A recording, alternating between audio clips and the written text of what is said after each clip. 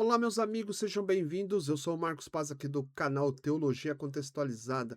Espero que todos estejam bem com a graça e a bondade de nosso Deus. Você que tem se inscrito no canal, não deixa aí de eh, divulgar o canal, Teologia Contextualizada no YouTube e também se inscrever lá no Instagram, Teologia Contextualizada, onde a gente tem feito algumas notificações sobre as ramificações teológicas. Você que tem acompanhado o canal, a gente tem feito algumas exposições referente à ramificação da teologia sistemática, bibliologia, onde nós temos feito exposições na temática de evidências internas e evidências externas sobre a Bíblia Sagrada, na qual tem sido atacada nesses últimos tempos, principalmente no século XXI, nas quais muitos céticos, estudiosos da linha crítica e do liberalismo teológico têm dito que a palavra de Deus, ela contém a palavra de Deus, ela não tem a palavra de Deus, não é a palavra de Deus.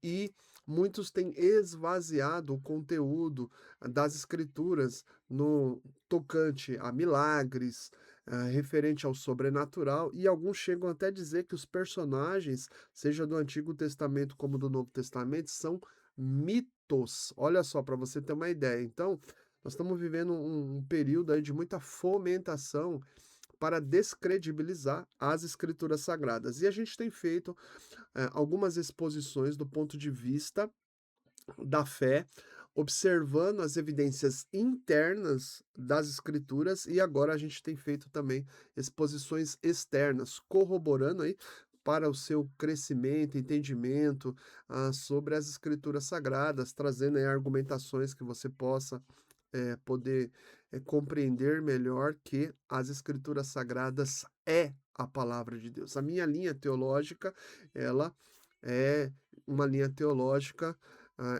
baseado extremamente na fé. Não sou um estudioso das escrituras sagradas, um analítico bíblico que esvazia as escrituras sagradas.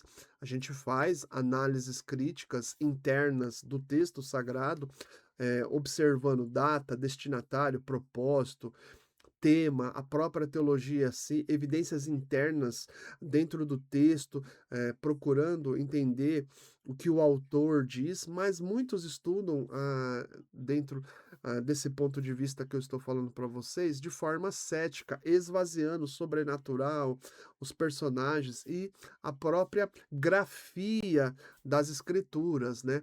Tem um texto bíblico que eu quero compartilhar com vocês, que está lá em 2 Timóteo capítulo 3, versículo 16, que eu até coloquei aí na tela.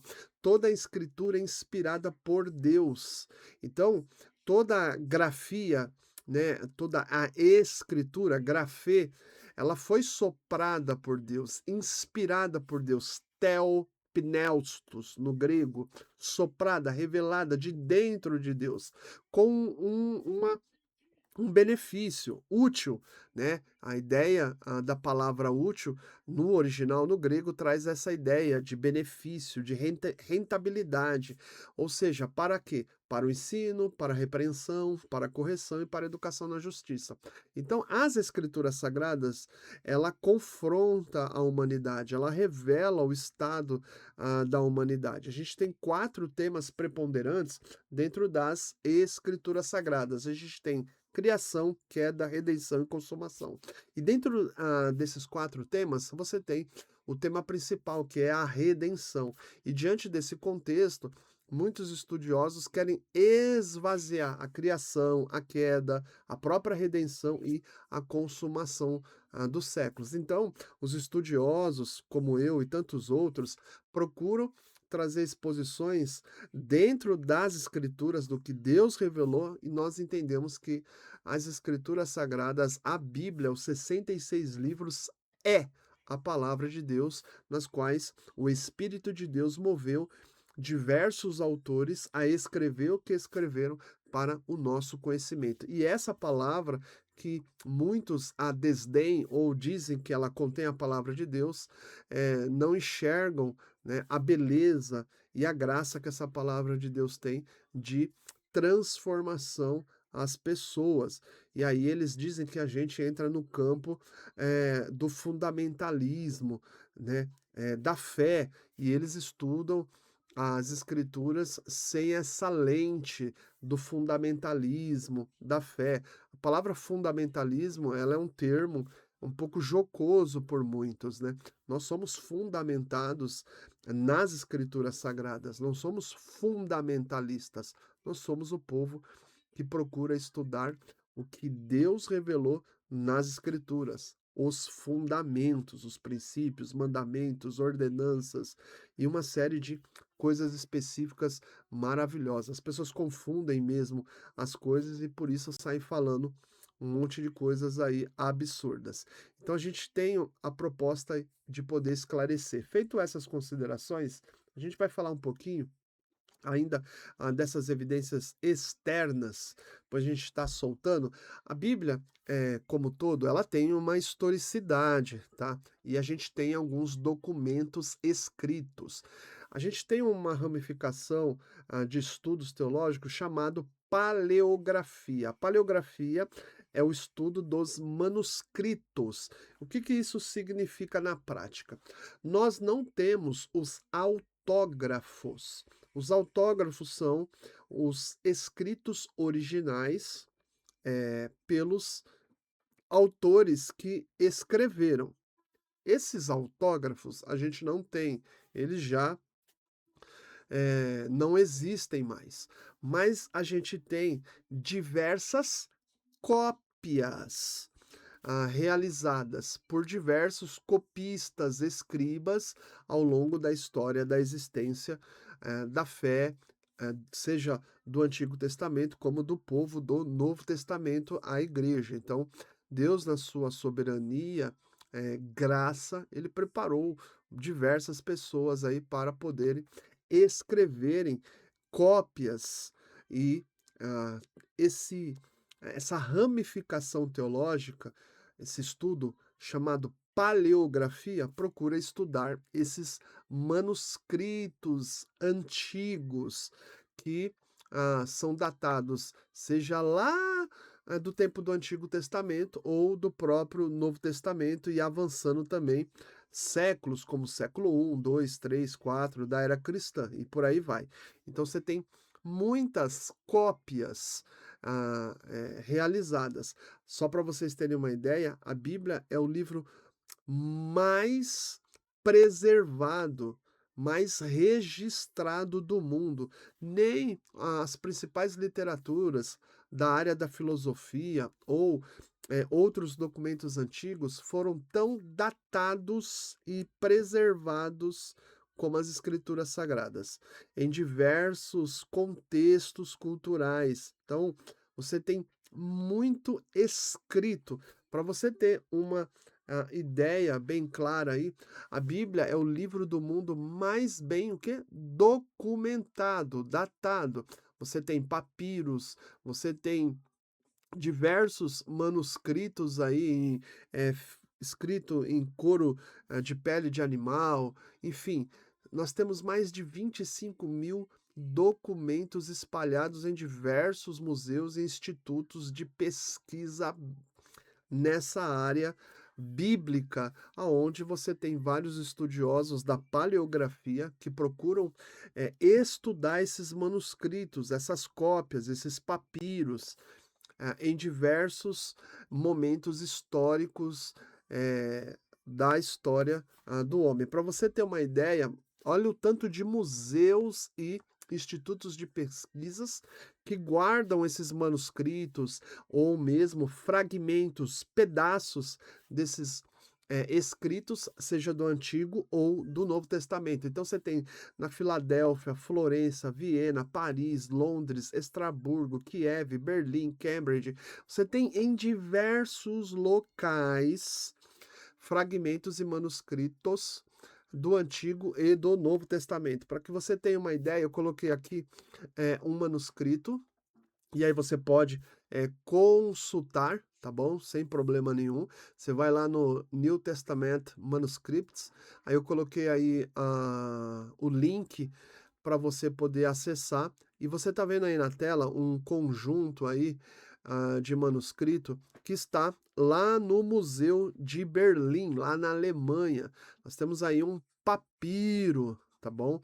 Para você ter uma ideia aí, um um um achado que está, digitalizado, e para quem estuda a paleografia, para quem gosta desse universo bíblico, entender um pouco mais, os manuscritos, você precisa estudar, né, o grego, o hebraico, e você vai ter acesso aí nos diversos institutos de pesquisa esses documentos. Para você ter uma ideia, você tem descobertas lá no Monte Sinai, a gente chama de Códice Sinaítico.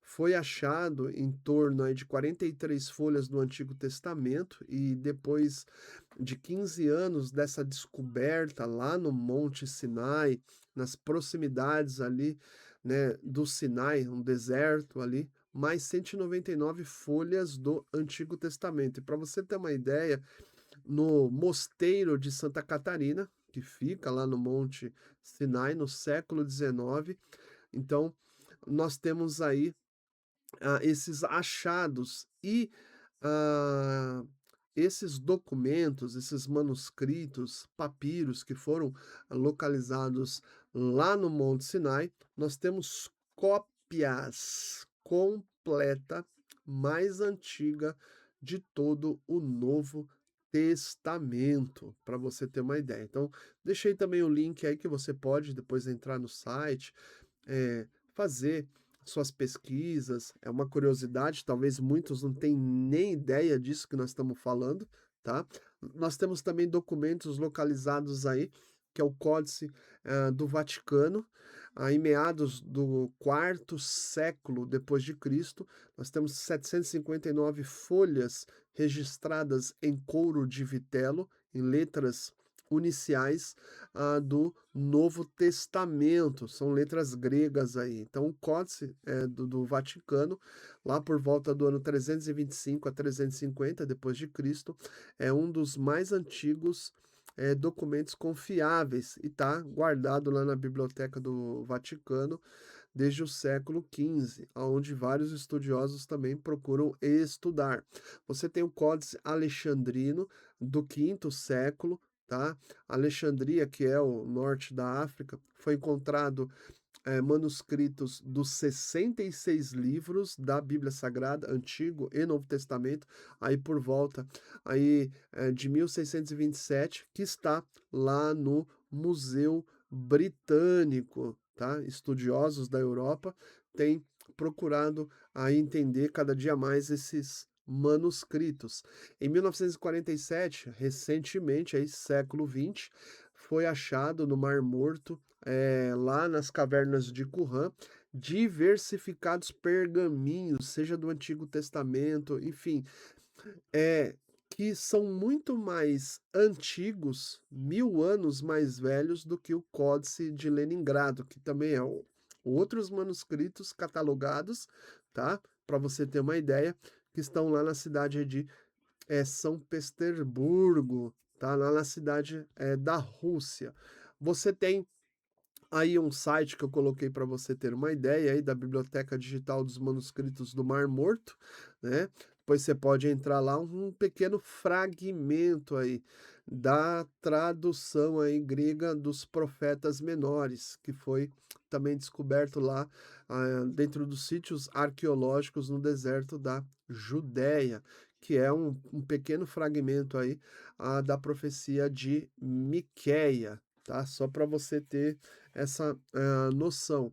Então, dentro desse contexto que eu estou passando para vocês terem uma ideia, a historicidade bíblica no tocante às suas evidências externas, nós temos esses achados arqueológicos, históricos, fundamentais das escrituras. São muitas cópias, a gente falou aí mais de 25.000 cópias, dentre elas aí fragmentos, então por isso que é um documento muito bem preservado. A gente tem várias traduções bíblicas, né.